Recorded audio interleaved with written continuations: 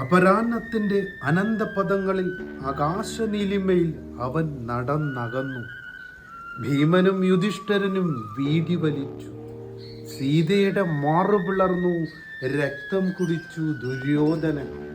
ഗുരുവായൂരപ്പന് അന്നു ജലദോഷമായി. അമ്പലത്തിന്റെ അകാൽ വിളക്കുകൾ തെളിയുന്ന സന്ധ്യയിൽ അവൾ അവനോട് ചോദിച്ചു, ഇനിയും നീ ഇതുവഴി വരില്ലേ? ആലകളെയും എങ്ങനുണ്ട്? നിനക്ക് തലയ്ക്ക് വല്ല വട്ടാണോടാ? ഇല്ലല്ലോ. പിന്നെ ഇതിന്റെയൊക്കെ അർത്ഥം എന്തുവാടാ? അച്ഛൻ ആധുനിക റീലിലെ അഭിനയിക്കത്തുള്ളൂ എന്ന് പറഞ്ഞപ്പം അല്പം കഞ്ചാവ് അടിച്ചുകൊണ്ടിരുന്ന് എഴുതിയതാ. പഴയ ബോംബ് കഥ തന്നെ. കയ്യിലൊന്ന് മാറിയപ്പോ ഇങ്ങനായി.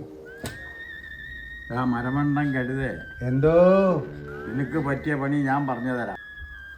ഇതല്ലേ എനിക്കറിയാം.